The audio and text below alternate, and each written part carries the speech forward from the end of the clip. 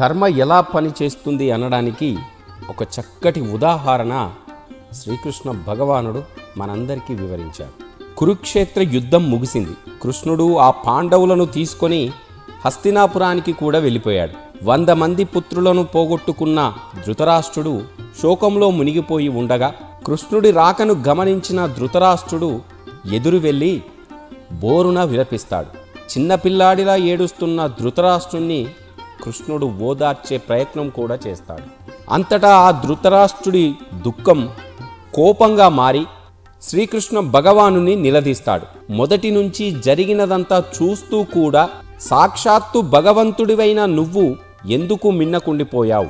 ఇంత ఘోరాన్ని నువ్వు ఎందుకు ఆపలేదు కృష్ణ అని నిలదీస్తాడు. కావాలనే ఇదంతా ఎందుకు జరగనిచ్చావు?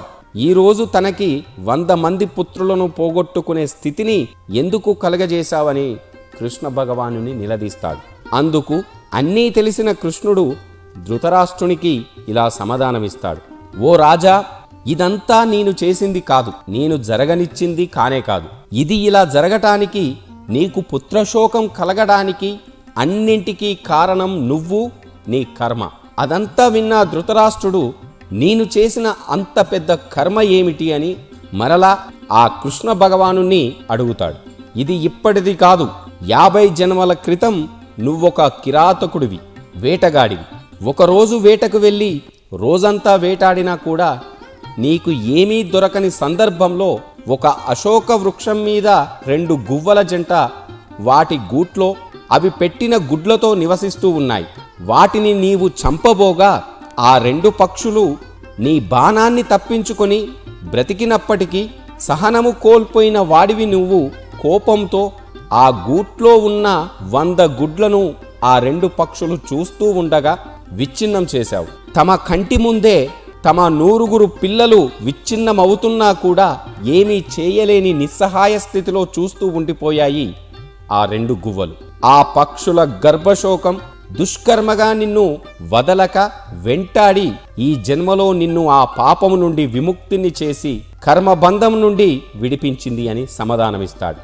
నువ్వు ఎన్ని జన్మలెత్తినా, ఎక్కడ ఉన్నా, ఎవరు నిన్ను ఉపేక్షించినా, ఎవరు నిన్ను శిక్షించలేకపోయినా నీ కర్మ నిన్ను తప్పక వెంటాడుతుంది.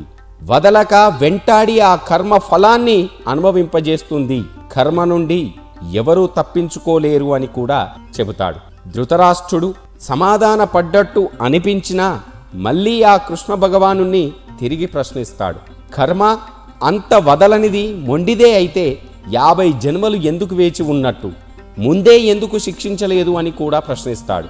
అందుకు కృష్ణుడు చిరునవ్వు నవ్వి, ఓ రాజా, 100 మంది పుత్రులను ఒకే జన్మలో పొందాలంటే ఎంతో పుణ్యం చేసుకోవాలి, ఎన్నో సత్కర్మలు ఆచరించాలి. ఈ 50 జన్మలు నువ్వు ఈ 100 మంది పుత్రులను పొందడానికి కావలసిన పుణ్యాన్ని సంపాదించుకున్నావు. 100 మంది పుత్రులను పొందేంత పుణ్యం నీకు లభించాక నీ కర్మ తన పని తాను చేయడం మొదలుపెట్టింది అని కూడా సమాధానమిస్తాడు. అది విన్న ధృతరాష్ట్రుడు కుప్పకూలిపోతాడు. మనం జన్మజన్మలుగా సంపాదించుకున్న పుణ్య ఫలాన్ని ఒక్క చెడ్డ పనితో తుడిచిపెట్టుకుపోతాయి అని కూడా శ్రీకృష్ణుడు ఈ సమాధానంతో మనందరికీ కూడా అర్థమయ్యే విధంగా వివరించాడు.